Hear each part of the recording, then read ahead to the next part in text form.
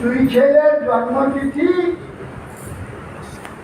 অষ্টমী নবমী তিথি। খেপার চোদ্দ খেপিরা ইয়া বুঝি কাল কাজ।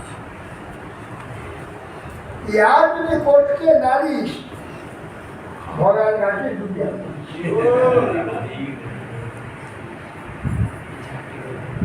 মঙ্গলের কথা বলে দিচ্ছে।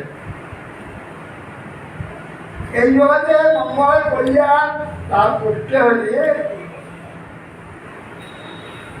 এই অন্তত 4টি একাদশী করা দরকার। তারপরে আছে 26-24টা একাদশী, সবটাই পাবে। আর দুই ছেলে জন্মতিথি রামনবমী, জন্মাষ্টমী, আর শিব চতুর্দশী, দুর্গাষ্টমী। গৃহস্থ সাধারণ সামাজিক ব্যক্তিদের জন্য আমাদের সনাতন ধর্মে এই ব্যবস্থা দেওয়া আছে। সারা বৎসরে করতে পারো না বলো, এই কথা করবে, অন্তত মঙ্গল হবে।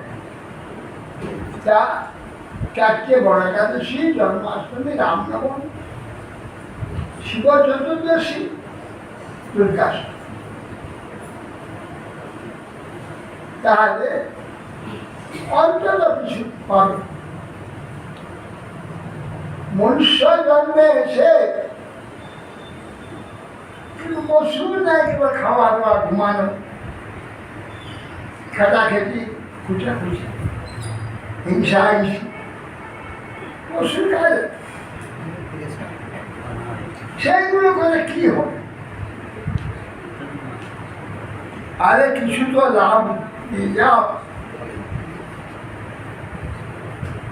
দুনিয়ায় যে এসেছে বাবা ব্যবসা করতে, কিছু লাভ তো নিতে হবে।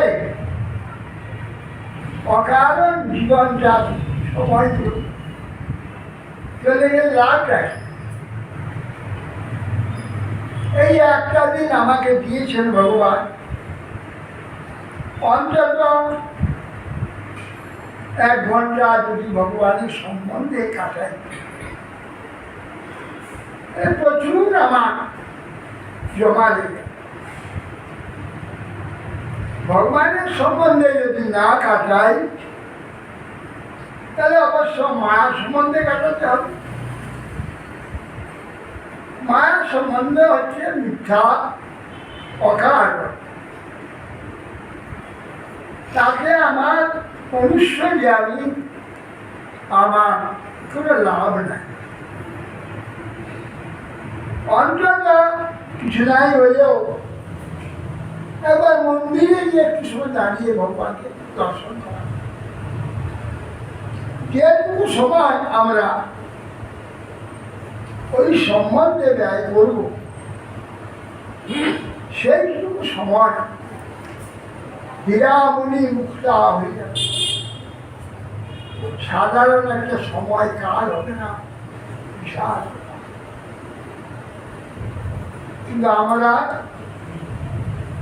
প্রায় সব শুনে থাকি। শুনলে কি হবে? কাগজ পড়ি দিয়ে তো সরে যাবে।